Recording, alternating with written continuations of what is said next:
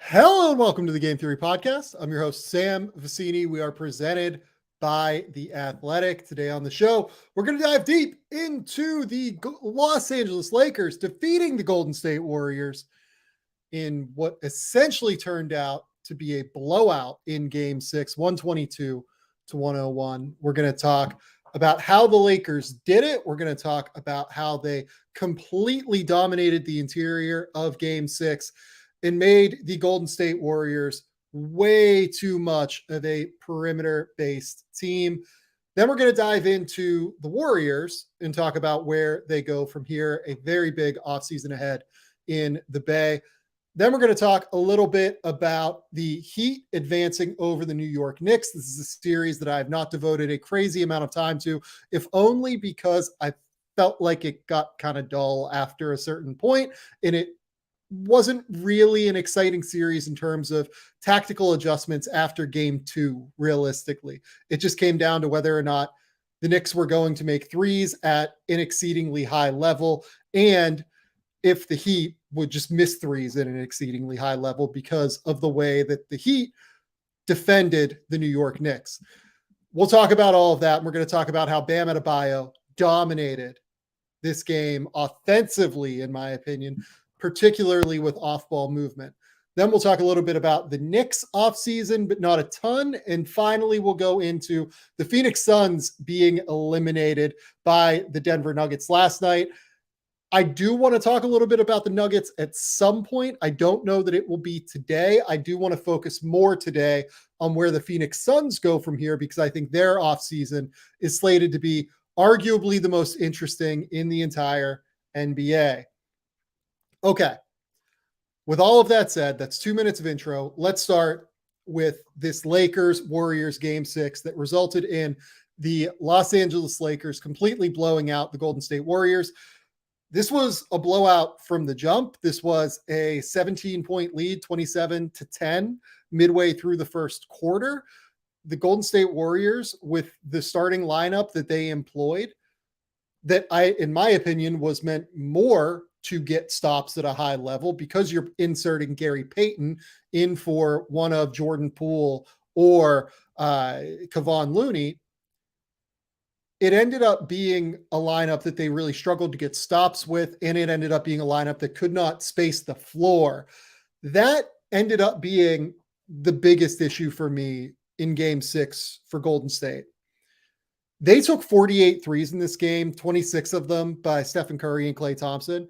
It definitely felt like both Steph and Klay kind of had lost their legs by the certainly the end of this game, if not in Klay's case, really even the first quarter. Everything that Klay shot today came up short. I don't know what it was. I think save for just a little burst in the second quarter, it felt like for whatever reason, Klay was short on every single shot.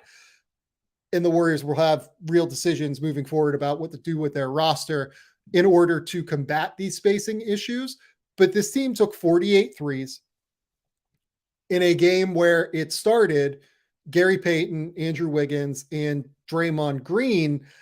And I think that because they started those three players, Golden State was very predictable on offense in this game. It was either they had no chance to score if they didn't pull Anthony Davis away from the basket, because if you didn't involve the man that AD was guarding in a ball screen action, and the Lakers did a really good job, I thought, throughout this game, either in terms of cross-matching in transition or purposely doing it. I'm not quite sure what the goal was.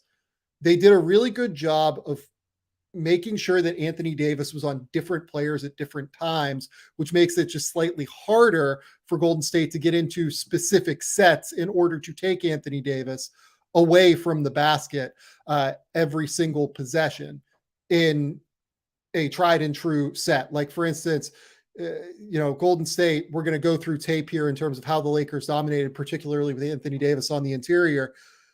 It felt like they were a little bit more scramble brained throughout the course of especially the latter portion of the first quarter and into the second quarter.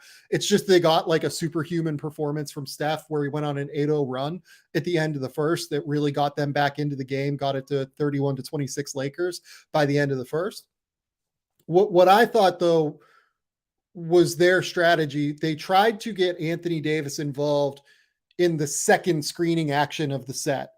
Because the Lakers were kind of switching 1 through 4, it felt like they were trying to get both LeBron and AD switched out onto the perimeter. They'd get, for instance, LeBron switched out onto Steph, as we'll talk about in one set that we're going to watch, and then they would run a set with Anthony Davis. And I think the goal was to pull both of those guys away from the rim and potentially open up some sort of action on the backside, or just open up the lane in a real tangible way. And it just ended up being a little too predictable, because when you play Draymond Green, Gary Payton, and this version of Andrew Wiggins, you just don't have enough spacing on the court. So even though those two guys were pulled away from the rim, guys like Dennis Schroeder, D'Angelo Russell, Austin Reaves could really sag down to the middle of the paint, to the nail, and make it so that the paint was just completely gummed up with Lakers all of the time, depending on who was guarding Wiggins, Green, and Payton. And the Warriors certainly got hit by the injury bug here. You know, Andrew Wiggins with that rib cartilage fracture that was reported from that little bump that LeBron gave him in Game 5 underneath the basket late. Losing his spacing ability, losing his three-point shooting ability, the Lakers came into this game with the idea of, we're going to make Andrew Wiggins prove to us that he can shoot threes with this rib issue. And Wiggins did not really have that ability. He goes 0 for 3 from behind the three-point line in this game. He goes 2 for 8 from the field overall. And that was a real problem, because their big adjustment going into Game 4 or 5, I can't remember off the top of my head, I believe it was Game 4, was to start Gary Payton. And if you're going to start Gary Payton, you need that third floor spacer out there if you're going to start him next to Draymond Green. If Andrew Wiggins is not that third floor spacer, it creates a situation where the Lakers are just always going to be able to pack the paint. There's nothing that the Warriors could really even do in order to stop that, in my opinion. Let's maybe just kind of dive into the tape here, because I'm talking a little bit more about the Warriors and what they did. And at the end of the day, I think that it was really, really impressive what the Lakers did defensively, more so than a problem with what the Warriors did. Because the Warriors, let's just be real about this, they were limited in terms of what their options were off the bench. I thought Dante DiVincenzo gave them great minutes at the end of the first and into the early second quarter in order to try and make different things happen in terms of defensive energy. He made a couple of corner threes that were really impressive. He had a couple of cuts that really opened up things for the Warriors. They also had Moses Moody. I thought that Moody maybe would have been a little bit more of an intriguing option than Gary Payton. They did go to Moody at times throughout this game. He does play 15 minutes. Ultimately, the significant issue here for the Warriors is that Jordan Poole was unplayable. We'll talk about that momentarily, but let's kind of dive into the tape in terms of what the Lakers were doing that was particularly impressive here. Let's start. This is a set at the 10:23 mark of the first quarter. And what you're going to see here is just look at how good Dennis Schroeder is at getting back into these actions. I thought Schroeder, up until he got ejected for that second technical foul, was absolutely terrific in this game, fighting over the top, chasing Stephen Curry.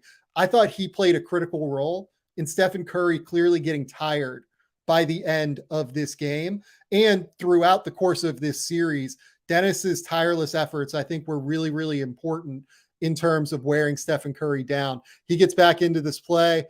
He does give up the angle, but the big key here, again, as you can see, I want you to look in the paint as we rewind here. Anthony Davis recovers back into the paint. They set a secondary screening action with Klay Thompson, and Steph ends up rejecting it. But at the end of the day, Anthony Davis is here sitting right in the middle of the paint waiting. And because the Lakers were always going to make Andrew Wiggins beat them from three, given his rib injury, LeBron is sitting right here in the middle of the paint. He just comes in. This is like a same side help. Typically, this is a no-no. This is exactly how you know what the Los Angeles Lakers' goal was coming into this game.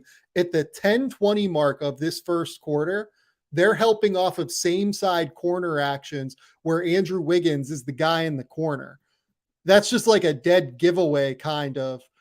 Oh, that's Draymond. But regardless, it is a dead giveaway that they're helping off the same side corner every single time here when it's Dre or Andrew Wiggins. It was just a little bit too easy, I thought, for the Lakers to collapse into the paint throughout this entire game. Here, you're going to see Klay. This is important. You're going to see the Lakers. They did a really good job early in this game getting back in transition. I thought that was a critical piece of this. You're going to see here, Klay going to drive baseline. Again, no action getting Anthony Davis away from the basket. Anthony Davis just rotates down. Klay is not going to go up when Anthony Davis is around. There's no point in doing it. He's going to contest, and it's probably like a 20% shot if he does it. He kicks it out here to Gary Payton, and Gary Payton is just not a threat. Nobody is worried about where Payton is. Because of that, and because Anthony Davis is Gary Payton's guy here on this possession, you're going to see here that they just don't care, and they're going to sag way off. Anthony Davis is completely gumming up any sort of potential penetration from Andrew Wiggins here. Wiggins kind of dances, tries to get past D'Angelo Russell here. Again, he can't really drive. Anthony Davis is waiting if he tries to drive and tries to get past D'Angelo Russell. Even if he gets past him with this dancing, there's nothing he can really do because he's just not going to finish over the top of Davis. So again, here we go. Anthony Davis grabs this rebound. His presence in this game, I thought, was incredibly important for the Los Angeles Lakers. Here we go again, Steph dancing. And again, as you're going to see here, I mean, this is a switch from LeBron onto Steph at the 9:22 mark of the first quarter. A lot of the time they were switching 1 through 4. Schroeder chases Gary Payton into the paint. You're going to see here again, I mentioned earlier that a lot of the time the Warriors were trying to get Anthony Davis pulled away from the rim in the second side action. By getting LeBron James onto Steph, you were getting both of those guys away from the rim. Here we go. AD plays at the level of the screen as he's been doing throughout the course of this series against Steph.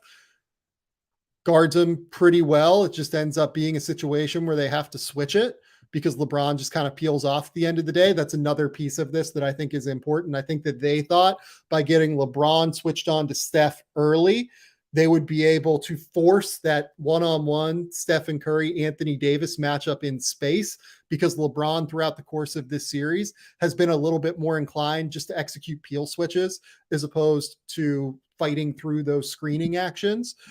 So here he gets the kick out, and look, notice how I mentioned that Dennis Schroeder in that initial screening action just went on to Gary Payton here. Look at where Dennis is on the low side of the court. Totally in the restricted area already. Does not care that Gary Payton is there. Just couldn't care less. Gary Payton flashes up to the wing.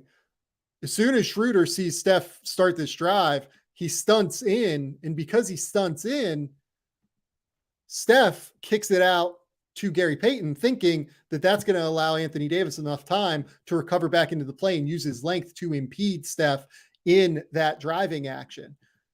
And this is just a shot that someone has to be willing to take. Gary Payton can't really shoot, but this is the issue of having Gary Payton and essentially two other non-shooters on the court in this game for Golden State. Tries to shoot it, and nobody really cares that he's going to try and shoot it. They get the offensive rebound. Steph goes up, or Klay goes up, I'm sorry. Missed the shot again. This is just one of those days for Klay. Sometimes you're going to go 3 for 18. Again, just didn't seem to have his legs there, unfortunately. Again, here, I believe you're going to see this is a screen action. This is essentially, I believe Dennis starts this by kind of icing this screen action. It looks like trying to get force Steph to go baseline a little bit there. This is a typical Lakers move in side ball screens, right? Notice this is not an empty side action. This is the side where Klay Thompson is on the court, which means that Anthony Davis, it's a little bit easier for him to cover ground when he knows he has that help defender there and can just shoot out onto Klay potentially if he gets beat. Here we go. This is just Dennis fighting over the top of this screen. Look at this. Anthony Davis plays flat, does a great job at the level, contains Steph. And Gary Payton's been a really good screener, arguably an illegal screener throughout the course of this series, given how far his legs tend to be out away from his shoulders. Typically, your legs are supposed to be shoulder width apart in terms of illegal screening actions. Look at how Dennis just fights through, fights over the top, gets the late contest. That's what you got to do against Steph. You got to be willing to fight through those actions. Again, Schroeder did a great job of that throughout the course of this series. This is a double drag screen in transition. This is for Jordan Poole here. Notice how Anthony Davis not nearly as high at the level against Jordan Poole. I think the Lakers came into this game saying, you know what, if Jordan Poole beats us, so be it. He's been terrible throughout the course of this series. And because of that, they were just willing to kind of chase over the top. And again, here is Wiggins. They're not that worried about Wiggins. They're going to try and force Poole to this baseline, into the sideline here. And they're just not that worried that Wiggins is going to get a wide open three again. I think they came in with the idea of forcing Andrew Wiggins to prove that with this rib cartilage injury, he was going to be able to beat them. Again, another thing you're going to notice here throughout the course of this, now that we're halfway through, Anthony Davis is completely dominating the defensive glass every single time a shot goes up here. Again, 5:55 mark of the first quarter, initial screening action by Draymond Green. They switch it with LeBron James to get LeBron James onto Stephen Curry. Then you're going to see the secondary action come up to get LeBron and Anthony Davis into an action with one another. This is an empty side ball screen action. LeBron does decide to chase over the top. In my opinion, it's probably because it's Wiggins screening here. Again, I think they wanted to make Wiggins beat them. And look, it's just easy to recover. If you don't think Wiggins is going to shoot, Anthony Davis is going to be able to get out onto him. He's going to be able to contain this dribble. He doesn't have to close out hard. He can close out soft, be able to take him into his chest and make it so that this is going to be just an easy contain. Schroeder gets the little strip there coming across in help. He gets the contest on Klay after the kick out. They get the offensive rebound. Klay goes up again, short again. One of those days for Klay. Anthony Davis gets the defensive rebound again. Here we go. This is where Kevon Looney enters the fold at the 2-minute mark of the first quarter. Throughout the course of this series, when I've broken down film, it's just been very clear that the Lakers thought Kevon Looney, the strategy with him after the way that he really hurt the Kings in that first round series was just to completely sag off of them. The Kings played him a little bit higher. And because of that, the Warriors ran all sorts of off-ball action, cutting toward the rim, 45 cuts, baseline cuts, they're cutting from the slot. They're cutting everywhere, trying to find those little areas. They're running little exchanges to create backdoor cuts to the rim. By not playing as high when Kevon Looney is the screener or when Kevon Looney takes a dribble handoff, Anthony Davis will just shoot out eventually onto Steph, play up on his toes and force that contested pull up or force Steph to beat Anthony Davis there. Just going even under those screens is pretty wild for a guy like, when you're defending Stephen Curry screen, right? Dennis Schroeder gets over it. It's just a little bit too easy, right? So here, another screen exchange. As we said, they're switching 1 through 4 for the most part in this game. Sometimes on side ball screens, they would not switch and they would kind of just force you to go toward the baseline in an ice action. But middle ball screens, almost everything was a switch. They switch Rui out onto Steph. Eventually, Rui gets beat because Rui isn't a great space defender. And look, if Anthony Davis isn't there, if Anthony Davis is defending Kevon Looney a little bit further out away from the rim, that could be an easier layup for Steph. Instead, he has to dump it off to somebody. Here, he dumps it off to Dante DiVincenzo, who again had a great little run here. But this is a great contest from Anthony Davis and a great defensive rebound, following it up with a real second jump here to be able to corral that defensive rebound. I believe that was either his 9th or 10th defensive rebound already in the first quarter. Now we're moving to the second quarter, 7-minute mark, 7:15 mark of the second quarter here. A kick out by Clay in transition out to Wiggins. And look, this is Draymond Green getting guarded here by Anthony Davis, and they're just going to have Anthony Davis sit in the paint. And look at how many dudes here are able to rotate into the paint. Anthony Davis is in the paint. You have a foot in the paint from D'Angelo Russell here. You have LeBron lurking weak side on Wiggins, who, again, they didn't really worry about guarding in this game. So that's basically 3 guys that are ready at all times to be there to collapse down on any sort of penetration that the Warriors were going to get. Here, again, the way that this set kind of works here is you're going to see it is Wiggins is going to reverse this out to Draymond. Draymond is going to kick it to Gary Payton. Payton's just going to kick it back out. And it's just, there's not a whole lot going on here until Payton sets this little screen here, which is just a little mini like flary pin down for Steph to come off and to get up to the wing to shoot this 3. Steph's going to make a lot of those. It's a pretty good set. I thought it was smart for Draymond to ask for the ball back and have Payton go and set a screen. End of the day, though, it just didn't work for the Warriors in this game. And I think in part it's because they became such a perimeter-oriented team in this matchup. The Lakers did an incredible job of forcing them into being a perimeter team, as opposed to the thing that turned the Kings series was them getting backdoor cuts and finding ways to put pressure on the rim without necessarily putting ball pressure on the rim, without necessarily having to drive to put pressure on the rim. They did it through their passing and playmaking. When Anthony Davis is sitting back like that, you can't really do that as effectively, which makes it a lot harder for you to get any sort of real ball movement, which is so important for the Warriors to get teams into rotation and then to force all sorts of ball movement. Here we go at the 2-minute mark of the second quarter now, 2 minutes, 20 seconds left. What you're going to see here, again, they don't involve Anthony Davis in any sort of action. And because of that, he's just waiting. He's just waiting. Steph can't possibly go up for this shot. This is going to get swatted, or it's an incredibly difficult floater here. Forces the kick out to Andrew Wiggins here. Again, you're going to see on this backside here, Dennis Schroeder does an incredible job of chasing Stephen Curry off of this screen here. Just does an amazing job. You're going to see Dante come down. He's going to set this little screen, and look at Dennis get around it. Dennis gets around it, gets right in front of Stephen Curry. Dennis Schroeder did a great job in this game until he got ejected.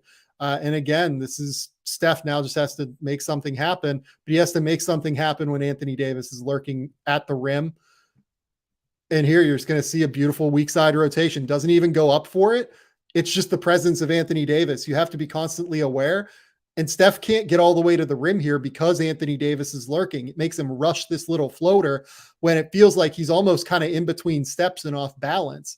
He has to throw it up because if he goes all the way to the rim and tries to get on balance, that little window is going to close and Anthony Davis is going to come and protect the rim with impunity in this circumstance. Here we go again. This is a middle ball screen or side. No, this is a middle ball screen with Steph coming up, taking the screen, AD at the level.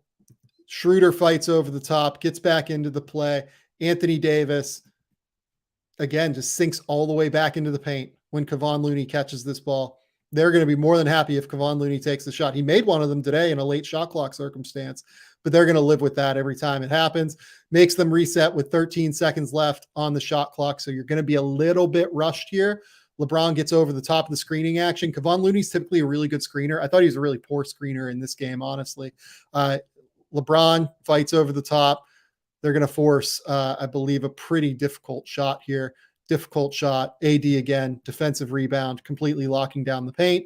This is a set late in the second quarter. 7 seconds left. Clay goes up, takes this three-pointer. You're going to see Dante slide in and just look at Anthony Davis lurking, always ready. This play was kind of the epitome, I thought, of the first half for the Los Angeles Lakers. Anthony Davis, always there, always lurking, ready to anticipate, to read the play, to be that weak side rim protector. This leads into the Austin Reaves play at the end of the first half that results in them ultimately hitting that half court shot and taking a big lead at the end of that quarter. Okay, so this is where we're at. The Lakers dominated the interior against the Golden State Warriors. I thought they dominated the interior against the Memphis Grizzlies. I think there's a real case that outside of Nikola Jokic and Jimmy Butler, Anthony Davis has been the best player in this playoffs at this point. He's dominating games on the interior. I think he only scored 15 points tonight, unless he got one late. Yeah, he got one late. He ends up with 17 points, but he has 20 rebounds. He has 2 blocks. He has 2 steals. Completely and utterly takes over the interior of a game. His presence changes the entire complexion of a basketball game just by being in there. That is the difference when Anthony Davis is right. Anthony Davis, nobody will deny, I think, that he is the most impactful defensive player in the league when he's healthy. I thought that was the case. I ultimately had him 4th when we did our Defensive Player of the Year votes on this podcast. I had him 4th for Defensive Player of the Year, even though he only played, 55 games, because I thought he was phenomenal. I thought he was absolutely incredible defensively this season. He carried the Lakers through portions of the year. And I think that he deserves that recognition at this point. If there's a Defensive Player of the playoffs, there is no circumstance where it would go to anybody else but Anthony Davis at this point. Has been absolutely incredible. The last thing I will hit on for the Lakers here, Austin Reaves. How about Austin Reaves? 23 points, 5 rebounds, 6 assists versus only 2 turnovers, 7 of 12 from the field, 4 of 5 from 3. Austin Reaves made himself an immense amount of money in these first 2 playoff series. He's currently averaging about like 16 points, I think like 5 rebounds and like 4.5 assists per game, something along those lines. Has been absolutely incredible every single time that he takes the court because you can trust him to make the right play. He's the kind of player that you win basketball games with because of how quickly he makes decisions, because of how quickly he's able to process basketball. It's not just the shooting. It's not just the driving ability, although he has both of those things and can pressure the paint, despite the fact that he's not some crazy athlete. It's the way he sees the game. It's the way he thinks the game. He's the perfect player to play off of Anthony Davis and LeBron James because of that ability to keep things in motion, to keep things, along the kinetic chain, to keep things moving with the ball. Austin Reaves has been phenomenal. He's been absolutely great throughout the course of these playoffs. And don't sleep on the defense. He's not like, an all defense level guy. He might not even be like a super above average defender necessarily, but he's slightly better than average. And if you can bring all that he brings offensively in terms of being able to make decisions, knock down threes, drive, pass it well, drive and kick, pass in a lot of different circumstances. These are the kind of guys that get paid. And Austin Reaves is hitting free agency this summer. He'll be a restricted free agent. The most the Lakers can offer originally is a 4-year, something in the ballpark of like $55 million deal. It's a mid-level exception contract. But he can go out in restricted free agency and get a bigger offer, something in the ballpark of 4 years, I think it's like 98 to like 105 million, something like that. Depends on where the cap comes in. A few different things, right? Like there are a few things, but the way that it would be structured is the first 2 years he's at the mid-level. He is what is called arenas provisioned. And then the next 2 years of that 4-year contract, teams are able to go all the way up to the max level for Austin Reaves. Think like, $35 million, basically. 36, 37, whatever it is at the time. The Lakers can match that contract. The Lakers hold all of the cards here in terms of retaining Austin Reaves. But whereas coming into the playoffs, I thought there was a pretty real chance they had a real possibility to end up with him on that mid-level exception where it's something like 4 years, 55 million. There's no way that he's only going to get that much money now. I thought there was a chance he'd get arenas provisioned before the playoffs. I think he's unequivocally going to now because he's shown that he can be a real impact player and difference maker in multiple playoff series at this point, and he's not done, by the way. I think we're at the point where Austin Reaves is going to get something like 4 years, $75 million plus in free agency. And it wouldn't surprise me if it ends up being like 4 years, like $85 million. That's the reality of what the Lakers are going to have to pay to retain Austin Reaves. You know, a team like Utah, I'm sure, would love him. A very smart guard that really fits a lot of what they're looking for right now. Bigger guard, can initiate some offense, would be a really good fit with guys like Walker Kessler, Lauri Markkanen, etc. A team like Houston could desperately need somebody like Austin Reaves, who can be like a younger vet that fits within their age timeline, but also brings them real stability that they've lacked at times just from having a smart, high-level processor, having an adult out there. I think Austin Reaves would be great for them. A team like Indiana could use Austin Reaves. Every team in the league could use somebody like Austin Reaves, but particularly I think the teams that have cap space this summer tend to be the ones that are rebuilding and that are younger, where Austin Reaves fits into their age timeline at a really high level. Austin Reaves is going to get paid this summer.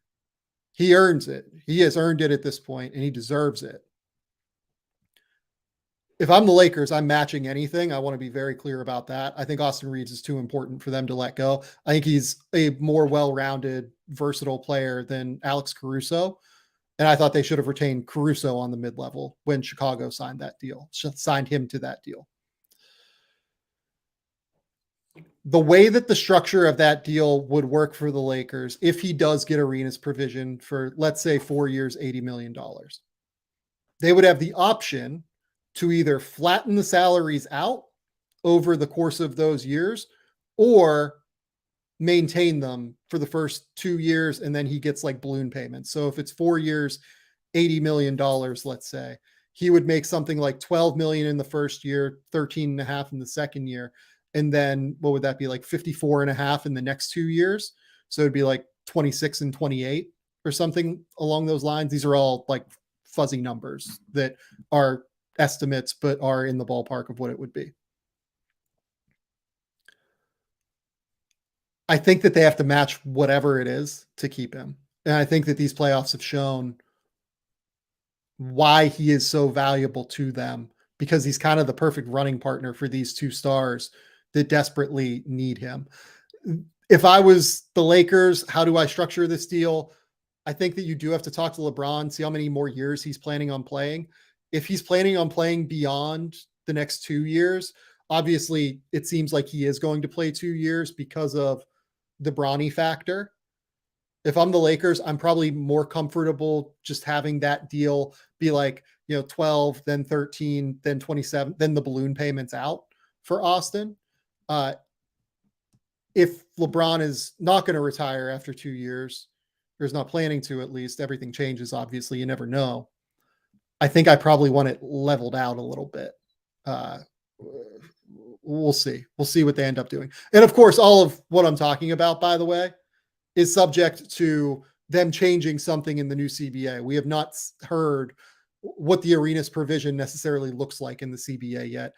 This could be slightly different in some regard. My guess is that it probably won't be, but that's just a guess. This could change for all intents and purposes at the end of the day. We will see what the Lakers decide to do, and we will see what Austin Reaves ends up getting in free agency. I think it's going to be an exorbitant contract because of how valuable his skill set is to just about any team in the league that already has like real primary playmakers. Indiana has Tyrese Halliburton. Houston thinks that Jalen Green can be somebody that can be that primary playmaker and creator, a la a Devin Booker. The perfect player to put next to him to help him realize that ceiling is Austin Reaves. So I'm fascinated to see where this goes. Miles asks, does this version of Reaves exceed where you saw his ceiling pre-draft? For people that remember, I actually loved Austin Reaves pre-draft. I had him at like 32 on my board, 32, 33, something like that, just outside of the first round. I thought he was unequivocally a guarantee guy that a team should have drafted, late first, early second, and given whatever money, 2-year minimum guarantee, locked in, and then hopefully added on an option year at the end of it. Obviously, it's been reported that the way it worked was he would have likely been drafted somewhere in the 40s. They decided, he and his representation, Aaron Riley, AMR agency, decided to let him fall through the draft and ultimately sign in an advantageous position. And they found the Lakers, which has clearly turned out to be not only an advantageous position for him, but it's going to be an incredibly lucrative one where he's going to end up making not quite as much as like the top 3 or 4 picks, but outside of those guys, he's going to make way more in his first 4 years than anything outside of the top 10 for sure. So really, really sharp to bet on himself in Austin's case. Really, really sharp planning from the agency, I think, to set him up to find this perfect situation in Los Angeles that has now led to success. It's going to be, I think, a little bit harder to have someone fall through the draft like this moving forward because of the second round exception that now exists for teams in the draft under this new collective bargaining agreement. But Austin Reaves, tremendous player, and has made himself an exceptional amount of money here moving forward because of his game and because of the way he fits around potential stars. Okay, we'll take a quick commercial break. Then we're going to talk about where the Warriors go from here because I find their future absolutely fascinating.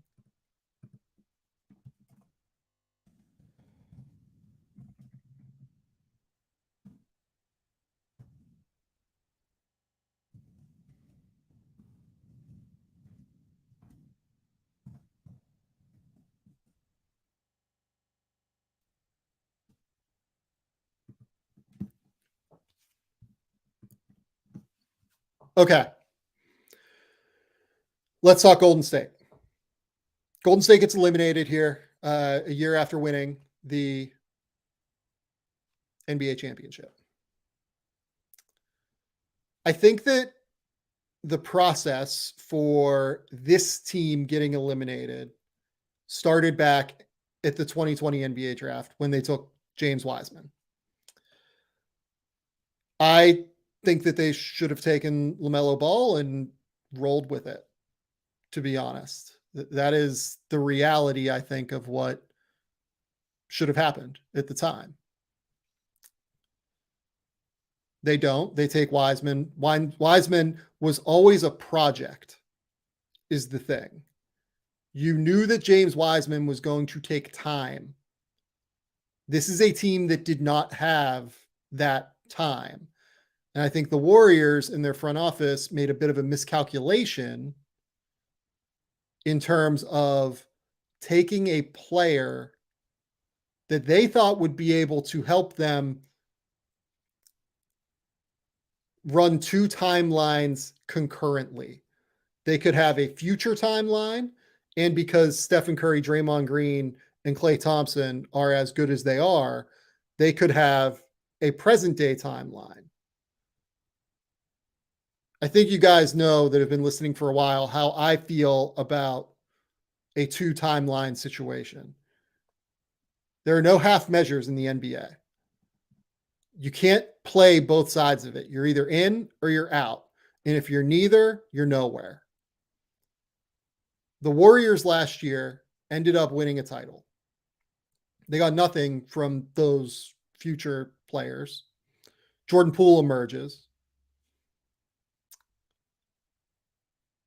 And unfortunately, we're now in a circumstance where they move James Wiseman for the Gary Payton contract this summer or this spring. I'm sorry.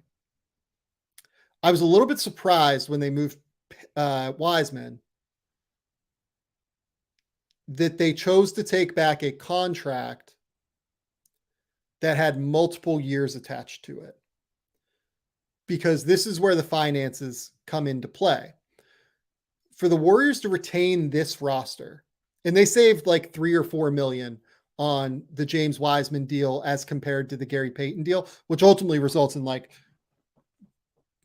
tens of millions of dollars of luxury tax savings. So they did save a little bit of money. But they're now at the point where if they want to retain this entire group, if Draymond Green ends up staying, opts into this player option, negotiates an extension on top of it. If Klay Thompson opts into this player option, I would imagine that unless they negotiate something, a longer term deal for Klay, that he'll opt into the player option.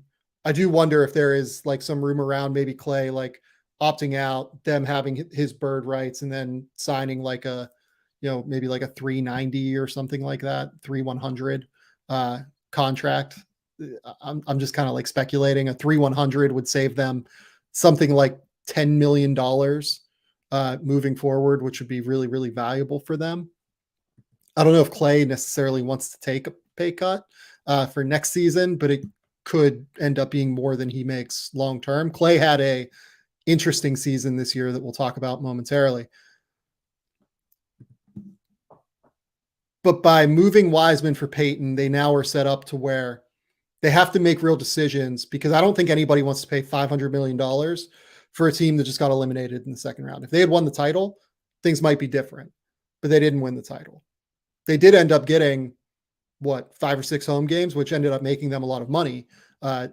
Don't sleep on the revenue from Warriors home games at the Chase Center in the playoffs. Those probably really mattered for the Warriors' bottom line this year. But the question now for the Warriors is, how do you make up this difference?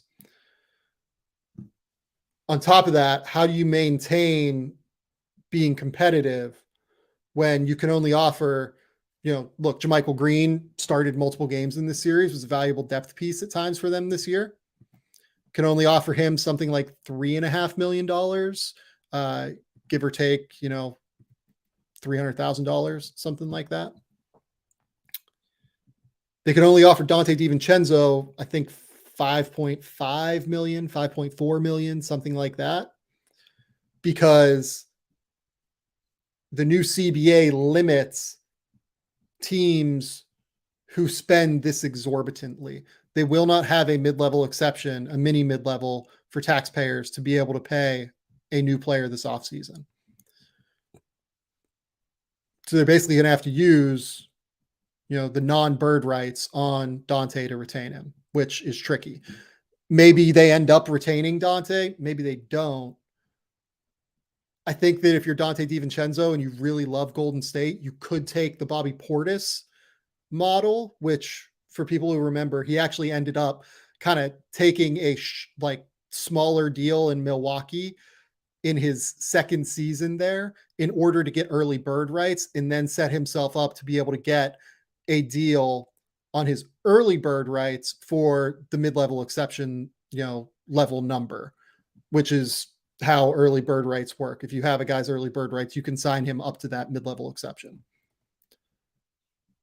So I do wonder if there's a case for Donte to do that if he really loves Golden State. I don't know how he feels about it. I don't know if that's something that's realistic for him, but it is an option at least that could be on the table in a way that people might not be thinking about.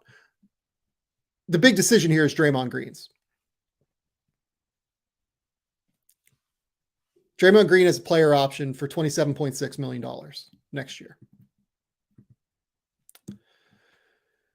If I'm the Warriors, I am retaining Draymond Green. I'm very clear. I'm a mark for Draymond Green. I think he is one of the 75 best players of all time. And I thought it was crazy that people think that Klay Thompson is a bigger piece of this dynasty than Draymond Green is. The Splash Brothers are a really cool thing. Draymond Green is the one who changed defense and the way it works in the NBA, like, 8 years ago. He's the one that this season, when he was off the court, the Warriors had like a 115 defensive rating. When he was on the court, they had like a 109.5 offensive or defensive rating. He's still at an exceptionally high level. He just made an all defense team again this past season. And I know what happened with Jordan Poole in the preseason. But Draymond Green is the guy that gives this team its edge. He's the guy that gives them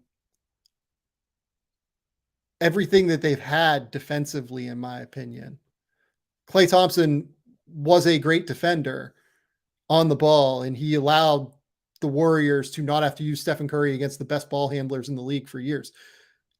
Post injuries, where Klay missed 2 years, Klay is not that guy defensively anymore. He's much better guarding up the lineup where he doesn't have to like move as quickly and as well laterally anymore. It's what happens when you turn and when you hit your 30s, coming off of multiple significant surgeries to your legs. I think Draymond is the guy that you retain here, even if it means getting rid of Klay Thompson. I don't think that they're going to do that. I think that they will retain all three of these guys. But that's how much I value what Draymond Green brings to the table for the Golden State Warriors. He's kind of everything for them that Stephen Curry isn't. You really need him, in my opinion. So how then do you make up the money in order to retain Draymond? And my guess is the way that this works is Draymond Green, maybe he opts in and signs an extension on top of it. Maybe he opts out, signs an extension. I don't know. But I would retain Draymond Green at all costs. I would see if there's a world where I could try to negotiate Klay Thompson to opt out of his player option and then sign a longer extension with a lower number in the first year that guarantees him more money longer term than maybe he might get. There might be a middle ground there. I think there's a chance there's a middle ground there. Or you could move Jordan Poole. I would absolutely be exploring moving Jordan Poole. I don't know what Jordan Poole's value is. It's probably not very high. Jordan Poole just had one of the most disastrous playoff runs for a recently rookie extension signed player that I can ever remember. He was largely unplayable throughout the course of these playoffs. Look, if you look at the full season numbers, they're not disastrous in terms of like per game stuff. He averaged 20 points, 4.5 assists, 43% from the field, 33% from three, 87% from the line. But like they just signed him to a 4-year, $130 million contract, 120, whatever it was. You can get that production for whatever Jordan Clarkson's going to sign for this year. You can get that production from whatever Malik Monk signed for last year, which was the mid-level exception, 2 years and 18 million or whatever it was. You can't pay Jordan Poole 30 million a year and him play like he did this year. And you can't pay him 30 million a year and play like he did in the playoffs. This is a team that has real financial issues to look at moving forward. If I'm the Warriors, I am looking to move Jordan Poole unequivocally. And I am trying to find a situation where I can get back some sort of player that is a ball handler that also allows me to save about 10 million in salary. Like I was trying to find who I think could be like an interesting fit there in terms of team. It is a little bit tricky, I think, to find. It has to be a team basically with cap space, basically. I was wondering about Detroit potentially as a fit here. Could Detroit look at Jordan Poole, bringing him home to Michigan and trying to find whatever it was that made him special over the course of the last year and a half? Is there a way that, Detroit would just like value Jordan Poole? They don't really have like a dude right now, Detroit, that like really lines up in terms of being like a high level ball handler necessarily, that is certainly signed for next year. Like, I guess like in theory, like Alec Burks could fit this because they have a team option on him. But I don't know if Burks really fits in terms of like having an actual ball handler out there. They need somebody that can actually really create offense in the minutes that Steph is out there. Miles brings up Terry Rozier. Honestly, that's kind of interesting. I mean, God, watching a LaMelo Jordan Poole backcourt, I don't want to do that to Steve Clifford. I think that Steve Clifford like might quit on the spot if you made LaMelo pair with Jordan Poole as your starting backcourt. That sounds like a recipe for disaster. So I don't know if I like that necessarily. But it has to be a team like that. It has to be a team that has cap space that might be willing to send off like a ball handler. Like, if I remember correctly, I think the Warriors had some passing interest in Chris Duarte pre-draft, and Chris Duarte did not have a great year in Indiana this year. He's a little bit older. He's 26. He has 2 years left on a rookie scale deal. Maybe like a Jordan Poole, Chris Duarte centered kind of deal involving Daniel Tice. Maybe they could see Jordan Poole as like a long-term answer for Buddy Hield. Like, could you do like Buddy Hield and Chris Duarte for Jordan Poole in 19? Maybe.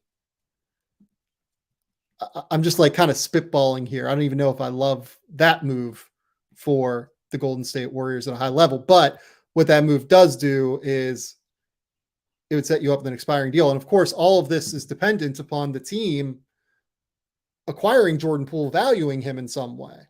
I don't know that the Indiana Pacers like Jordan Poole. I wouldn't trade for Jordan Poole's contract at this point.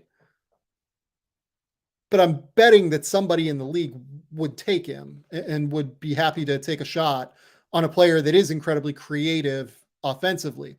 The problem is just Golden State is too restricted financially unless Klay Thompson and Draymond Green decide to take pay cuts in some way. I don't know where this goes with Jordan Poole, but there's also the factor of if we're retaining Draymond Green, it might not make the most sense to retain Jordan Poole given what happened in the preseason. If I have to pick one of those two, I'm taking 2 years of Draymond Green over the rest of Jordan Poole's career every day of the week. And I might look silly saying that. Jordan Poole is an incredibly creative, talented guard. But to me, it's just not even a question in my mind. Which one helps you win games more during this run where you have Stephen Curry still in his prime? So yeah, the Warriors have an interesting offseason ahead. They do have that 19th overall pick, which is interesting. Klay Thompson is extension eligible. Draymond Green, as I mentioned, is extension eligible. I don't know where this goes if you're them. I really don't. I think that there are a number of avenues they could take, but I'd imagine that whatever avenue they take, it involves them not having a $500 million salary ticket for next season. We'll see if they can figure that out. Okay. Let's jump and talk about the Miami Heat. What I want to talk about with the Heat here, and what I want to talk about with this series in general, is how good Eric Spoelstra was and how they manufactured offense with a Jimmy Butler that was clearly not at 100%. Jimmy Butler is a player that generally operates at like 70% of his possible speed, right? He is a more methodical driver. He is a more deliberate player in the way that he gets to his spots. He still gets there every time. He's the epitome of the kind of player that proves the corollary you don't need to have explosive athleticism to get to your spots whenever you want to. Jimmy Butler proves it every single game. But a lot of the time he does it by changing speeds in some way. And I think that what you're seeing right now is that he can't really change speeds at a super high level yet. I think that getting a few days off because this Celtics 76ers series went to 7 games is going to be incredibly helpful for Jimmy Butler and is going to be incredibly helpful for the Miami Heat. There's a non-zero chance I pick them in this next series because Jimmy Butler is incredible. And if you're a Philadelphia fan, do you want to face Jimmy Butler in a playoff series? That seems terrifying to me. That seems like Jimmy Butler could go like practice in Minnesota level Jimmy Butler, where he's screaming up into the general manager's boxes, "You fucking need me," like he did in that final practice in Minnesota. Fateful practice. I don't think it was his final one. Any sort of Jimmy Butler moment like that would not surprise me. And a pissed off Jimmy Butler. Whereas Grape Ape says in the comments, he can go scorched earth, is something that would terrify me if I'm either Boston or Philadelphia, but particularly Philadelphia. I think it's more impressive the way that they defended the New York Knicks throughout the course of the series. I think they had a perfect defensive game plan. Force guys like Quentin Grimes, force guys like Emmanuel Quickly earlier in the series before he got hurt, force guys like Obi Toppin, like Julius Randle, like RJ Barrett to beat them from beyond the arc. Josh Hart as well. Josh Hart had a really good day today as well, I think. But force Josh Hart, force Barrett, Randle, Grimes, Quickly, Toppin to beat you from behind the arc. It's hard for those guys to do that. And it's especially hard for those guys to do that when Julius Randle isn't 100%. And I think it's pretty clear to me that Julius Randle was not 100% from the series. We know he had that late season ankle injury. Ankle injuries don't just get better by playing on them. He played on them early, played on it early in that Cavs series, missed game 1, if I remember correctly, then played on it. I think it's just really, really hard for the Knicks to get any sort of movement and driving kick action when they can't rely on Julius Randle to collapse the defense and make passing reads and then get the ball into rotation around the perimeter and get easier open catch and shoot threes that don't result in late heavy closeouts from the Heat, who are packing the paint and then flying out to close out on shooters. Really interesting stuff, I thought. Ultimately, though, I thought Miami did just enough in this game and throughout this series to manufacture offense. And I think that the biggest key to that today was with Bam Adebayo. And I'm going to tweet out a link here as we're talking so that people can come watch this Bam Adebayo stuff if they want to.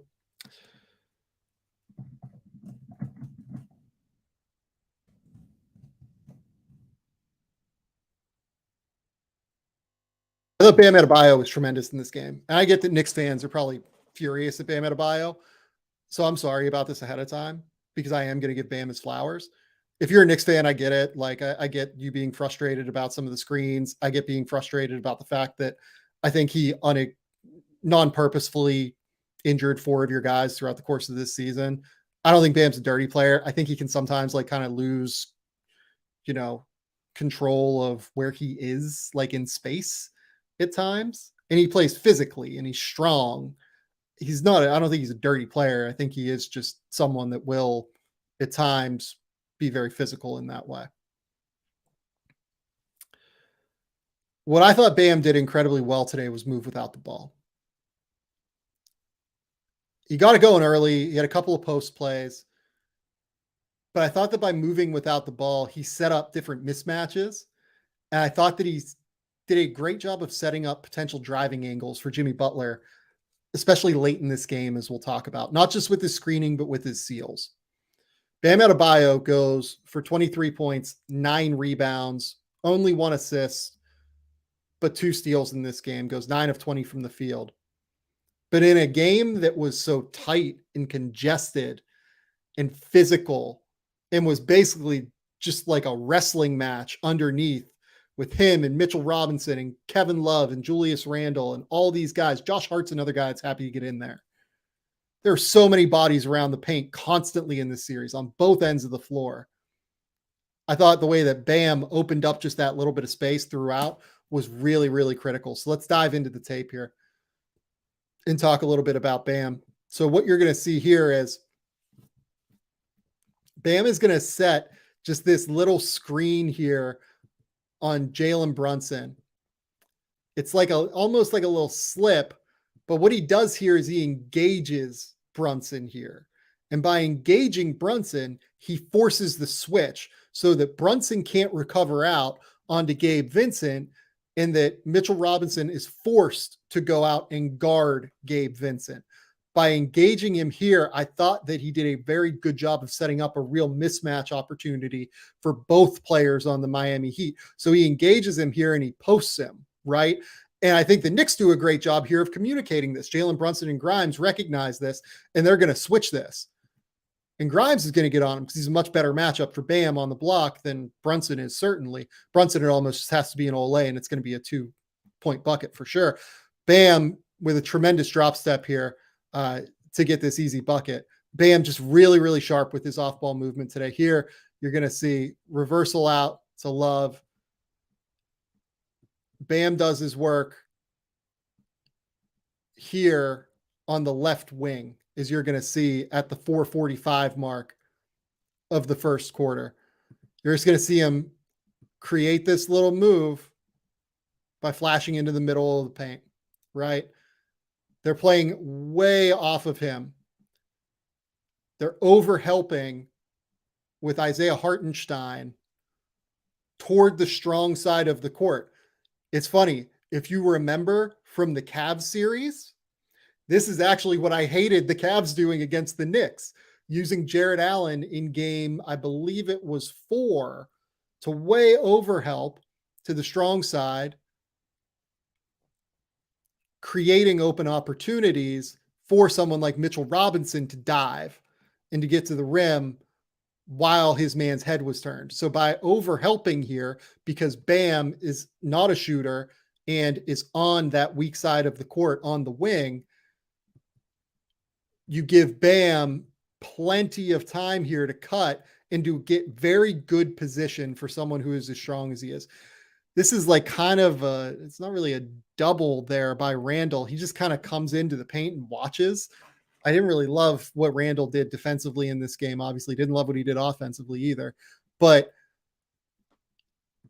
when Bam is able to get the ball here, he's a good enough passer and he's a good enough scorer to be able to create offense in some way, be it for himself or for someone else. This ends up being just a little mini hook shot. He makes it over Hartenstein.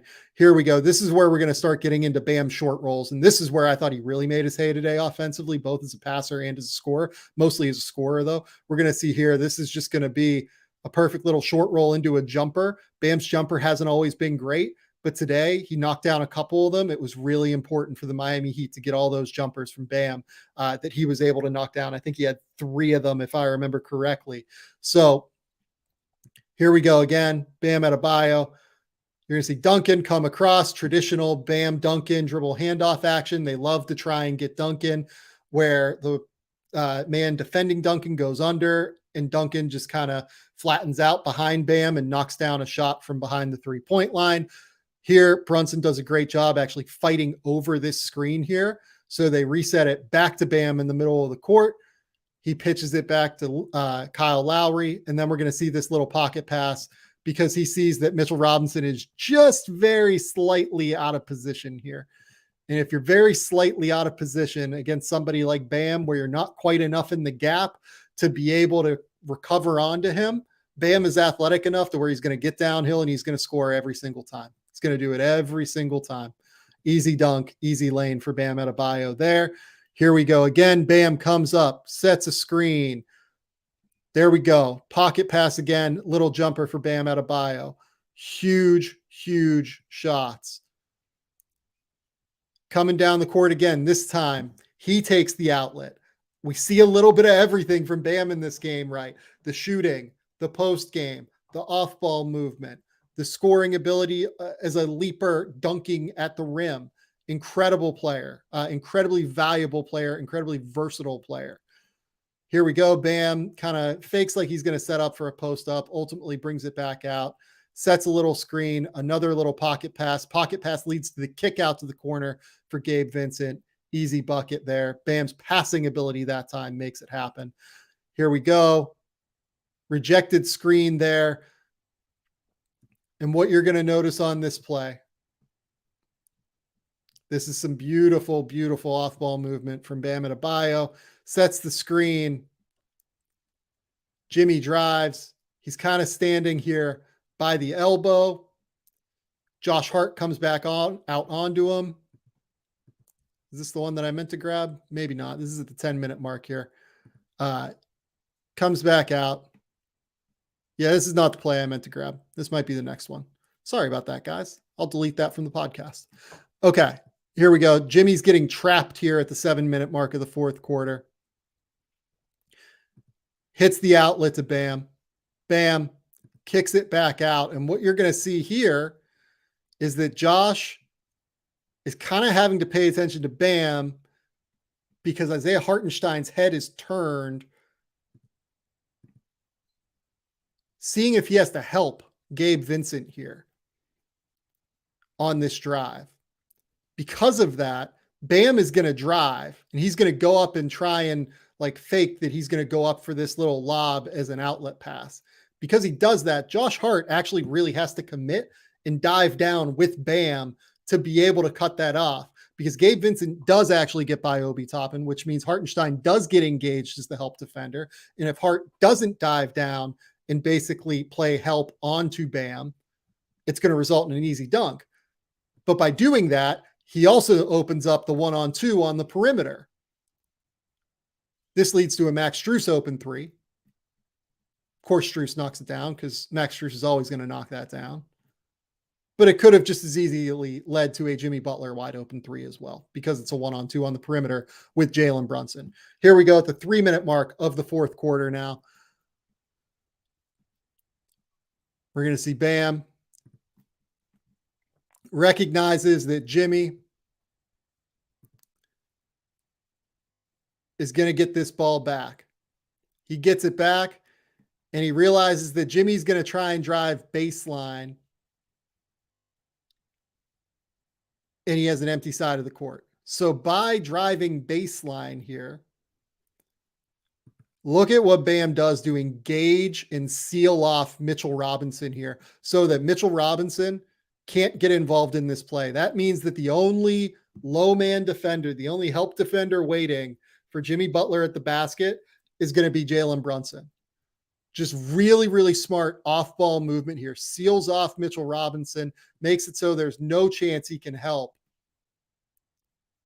They get the bucket to get to 90 points. Now we're at 1 minute, 14 seconds left. And here we go again. Right now, he's like kind of on the block. You can't really see him behind Mitchell Robinson.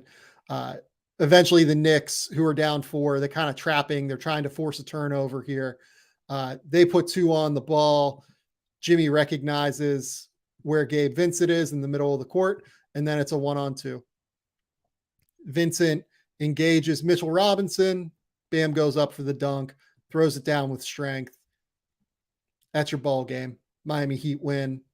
Once they were up 6, it looked like it was going to be hard for the Heat or for the Knicks to come back. They did have a chance. Ultimately, an awesome dig on the backside by Gabe Vincent gets the job done.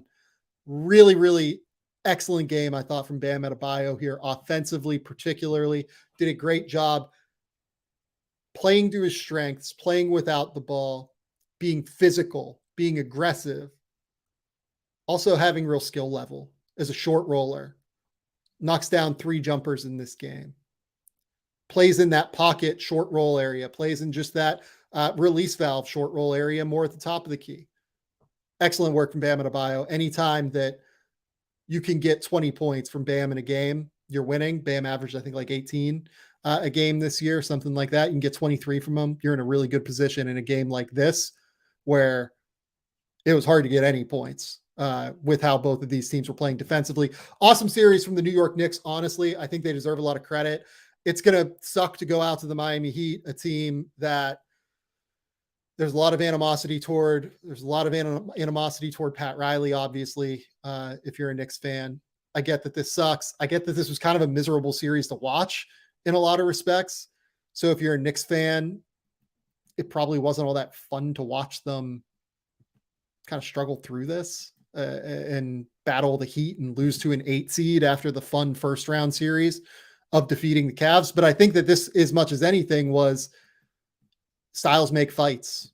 Matchups are ultimately what win in the playoffs or lose in the playoffs. The Heat had a much better matchup against the Knicks because the thing that the Knicks need to do is they needed to be able to crash the offensive glass.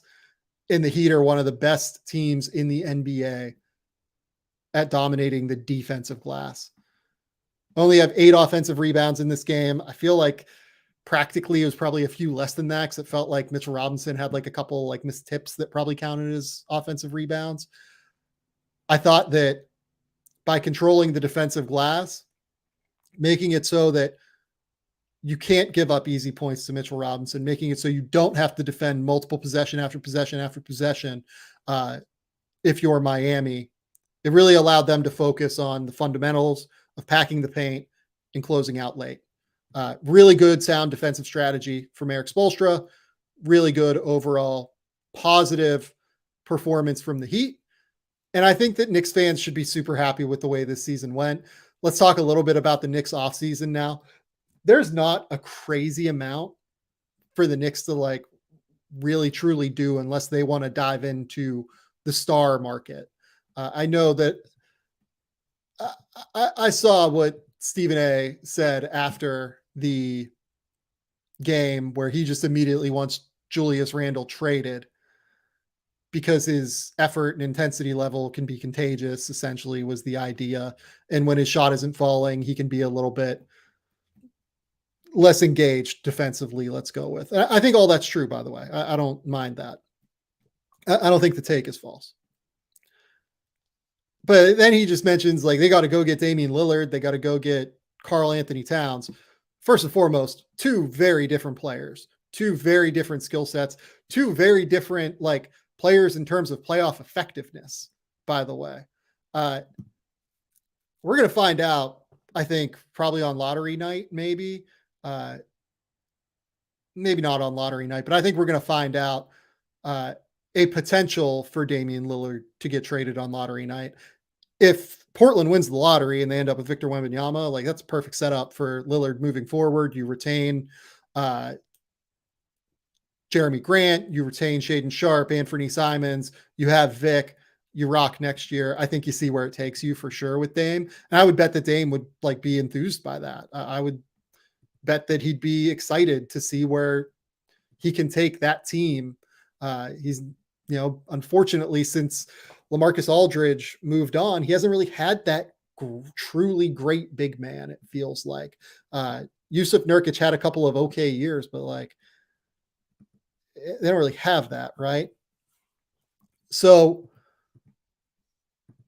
I think it'd be difficult for the Knicks to trade for Damian Lillard. It would result in them having to give up an enormous amount of their draft capital moving forward.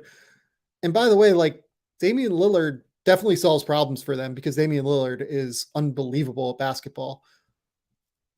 But if you're the Knicks, and if you're Portland particularly, what are you acquiring in this deal from a salary ballast perspective as much as anything is kind of what I'm wondering.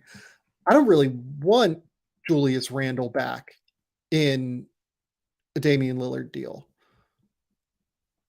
I don't know why I would want that, because if I'm moving Damian Lillard, And I'm hopefully likely building around, Shaden Sharp, Anthony Simons, and whoever I get back from the Knicks, high draft pick this year, whatever I can potentially get in a sign and trade for Jeremy Grant.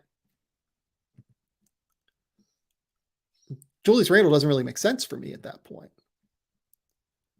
So if you're the Blazers, what do the Knicks have that you truly, really want? I guess RJ Barrett, maybe. RJ Barrett had a good playoff run. He was terrible today. Went 1 for 10. He had a good playoff run. I wonder if maybe that would be intriguing. That gets you halfway there in terms of salary.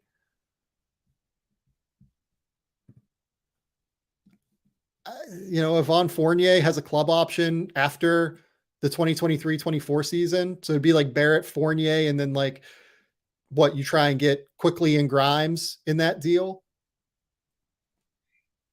And then you try and get as many draft picks as possible, 3 or 4 draft picks. That's realistically what it's going to take to acquire Damian Lillard if you're the Knicks. I know that sounds like a lot, but we just saw what the price was for Kevin Durant. It was extensive and it was expansive. And I think Lillard, given that he's coming off of an all-NBA year, probably costs just as much, if only because we're in a star trade marketplace right now where there is a dearth of stars available. There are not many of them. And there is an exorbitant amount of teams that want them. Every team would love to have a star except for maybe the bottom 5. So that results in prices increasing because you don't really have a replacement option right now. If you don't acquire Damian Lillard, as Stephen A said, your replacement option might be Karl Towns. And that's a bad contract that you're acquiring. Karl Towns has shown very little in the playoffs in terms of his overall ability to make an impact. And oh, by the way, he's on $36 million next year. Sure. For the next 3 years, he makes $162 million before a player option that is $62 million in 2027-28. That's not a deal that I want if I'm the Knicks. And I think the Knicks have done a great job of keeping the cap sheet open and keeping things flexible for potential stars that come available. If I'm them, I'm waiting for a star to come available that I love. I don't know if it's Damian Lillard, to be honest. I love Damian Lillard. He's, one of my 5 favorite players in the league. I think he's a stud. I think he's coming off of maybe his best season of his career. Damian Lillard, also 32 years old, and turns 33 in July, and has played 1 million minutes in his NBA career. And I think he's going to age well because if there's one thing we know about Damian Lillard, it's that the work ethic is unbelievable. But like, does aging well mean 2 more great years? 3 more? I don't know. The other problem for the Knicks moving forward now, though,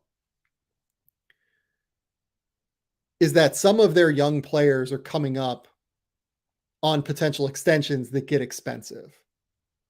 Emmanuel Quickly is probably going to cost over $20 million a year. Could be more, to be honest. I think if he would hit the open market, he might get more than that, especially with the way the cap is going to rise moving forward. I think he's a long-term starting point guard in the NBA. He's an incredible defensive player. He is someone that I really, truly value in the league. I know he's coming off of a rough playoff run. I think he gets 20 million at the very least. Quentin Grimes is extension eligible next year. If Quentin Grimes takes another leap, you're ecstatic if you're the Knicks. But then you have to pay Quentin Grimes. And that would be starting in the 2025-26 year. The good news is that, Yvonne Fournier's money comes off the books next year. That will be helpful. Derrick Rose's money comes off the books this year. That will be helpful.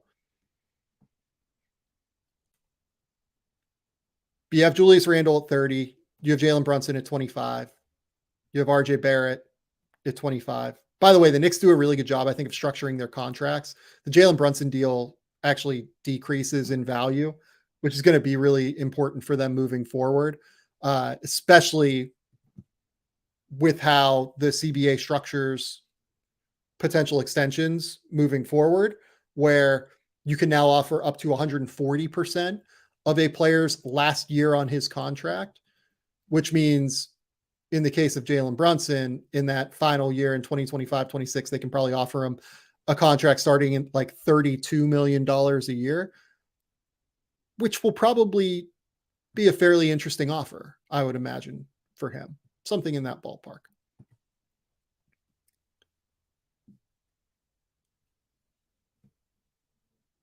What you do with Randall is an interesting question. I don't know that I value him quite as much as, an all NBA level player over in 2 of the last 3 years would make him seem to be. But his deal isn't terrible. I mean, he's on 28 million next year. He has a player option for 32 million in 2025-26. Ultimately, the only things I'm looking for here are the Knicks is if I can go find a star. It's also worth noting very briefly, Josh Hart has like this weird mutual option where he has a player option at 12.96 and then like a non-guarantee or something like that. It essentially operates as like a mutual option. I would imagine the team works out a deal with Josh Hart. He's very, very close with Jalen Brunson, obviously. I would imagine that played a role in acquiring him, and they can actually stay under the tax if they offer Josh Hart something in the ballpark of a contract that starts at like 17 million a year. I don't know if I want to pay 17 a year for Josh Hart necessarily, but if you're starting it and then like it's pretty flat or it decreases moving forward, again, they've structured their contracts like that previously. You could maybe get into a ballpark where it's like a 4-year, $60 million contract, $62 million contract in that ballpark. And that might be a pretty solid contract, I would think, for Josh Hart to sign. I would definitely retain Josh Hart if I was them. It's just hard to find the stars that are available right now, league-wide. 2 could eventually come available from Phoenix, if you consider Chris Paul and Deandre Ayton stars. But you have a great point guard in Jalen Brunson, and Chris Paul doesn't fit your age timeline. And you already have Mitchell Robinson, who might be better than Deandre Ayton right now. So those 2 don't really help you. Those could be 2 interesting potential trade targets. Bradley Beal could come available, maybe. Bradley Beal has something like 4 years left on his deal at $200 million, ballpark it. I don't know if I give up the world for Bradley Beal. I'd rather give up the world for Damian Lillard. But again, I don't know if they have the best offer on the table for Damian Lillard either. If you're trading Damian Lillard to the New York Knicks, who already have Jalen Brunson, Julius Randle, Mitchell Robinson probably, maybe Mitchell Robinson. That's going to be hard. Because those picks probably don't have crazy value at that point. Look, betting on the Knicks to flounder and fail in some regard hasn't been the worst strategy over the course of the last 20 years. But I think this front office is actually pretty good. And they're in an enormous market, and they have like a pretty good infrastructure, it feels like. If I'm moving Damian Lillard, I'm thinking I could get probably a better centerpiece than Emmanuel Quickley from somebody else. Which means the Knicks would just have to way over offer in terms of like future picks. They'd have to offer like 5 or 6 picks. And given the timeline for Damian Lillard, I don't know if I love that plan as a long-term strategy. It's going to be very difficult, I think, for the Knicks this offseason. And this front office has not been one that has chosen to skip steps throughout the course of its tenure.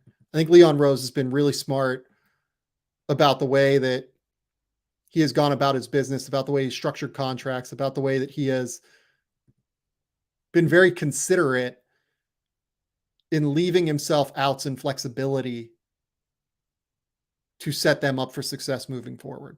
So I say all of that to say, I don't think I would go and acquire Karl Anthony Towns first and foremost. That doesn't seem interesting to me if I'm the Knicks. I also don't know if I'm excited by Damian Lillard. And I also don't know that I'm excited by Damian Lillard for them, but like I don't know that I'm paying the exorbitant price tag it would take.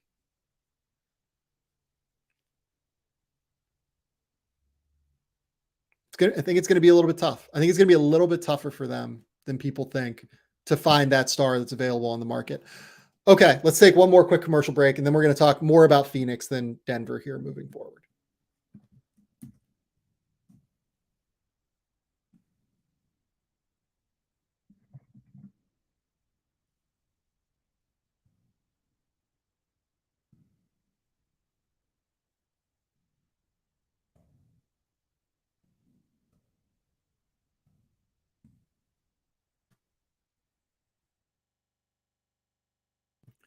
Okay, let's dive into the Phoenix Suns. Phoenix Suns were eliminated by the Denver Nuggets last night. I think the final score was like 125 to 100. Game was never close. It was a blowout. I think it was like a 30-point game, by the time the second quarter rolled around.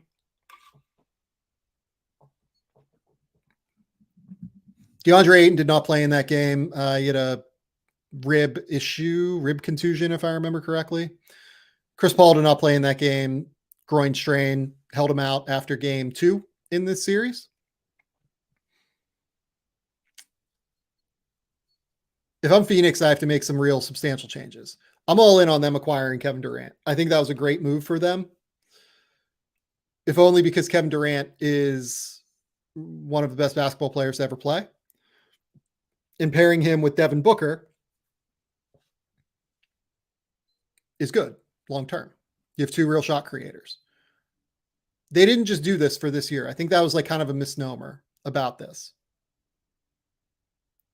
The goal was to win a title this year. Let's be very clear about that.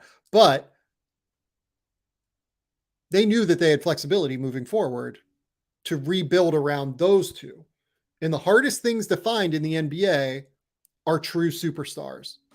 I love Mikal Bridges. Again, probably one of my 10 favorite players in the NBA to watch.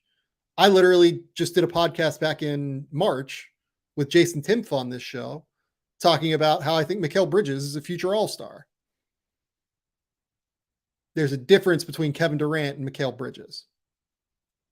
And if you can go out and acquire Kevin Durant and you can fill in the gaps around Kevin Durant and Devin Booker, you have to feel pretty good about doing it.